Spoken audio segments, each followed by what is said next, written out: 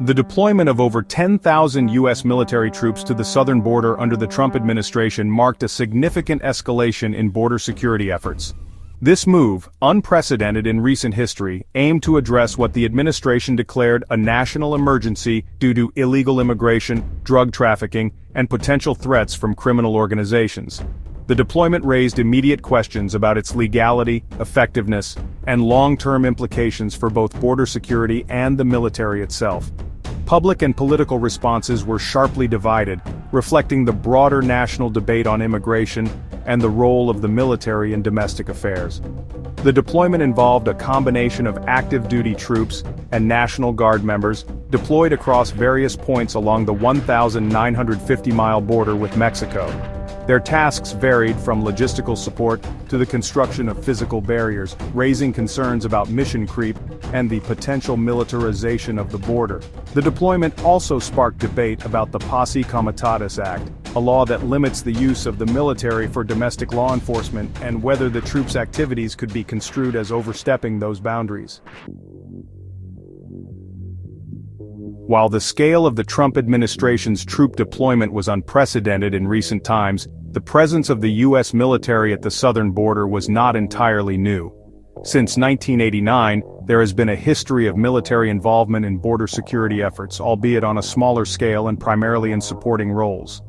This involvement has typically involved the National Guard assisting with surveillance, logistics, and training for Border Patrol agents.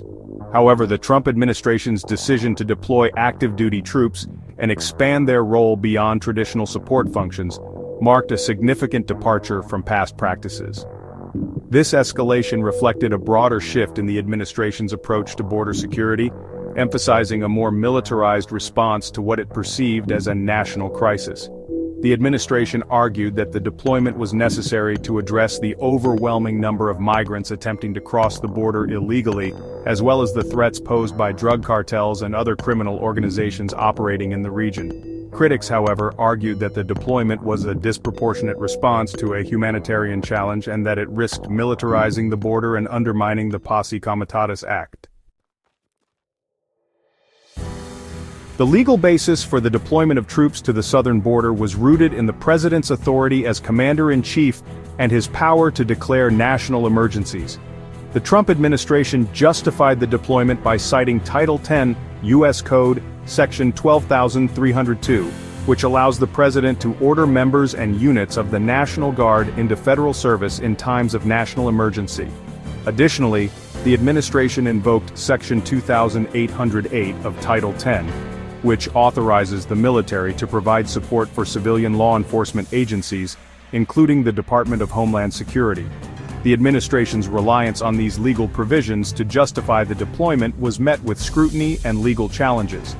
Critics argued that the situation at the border did not constitute a national emergency that warranted the deployment of active-duty troops. They also raised concerns that the administration's interpretation of the relevant legal provisions expanded executive power and blurred the lines between military and civilian authority in domestic matters. The deployment highlighted the ongoing debate over the limits of presidential power, particularly in the context of national security and immigration.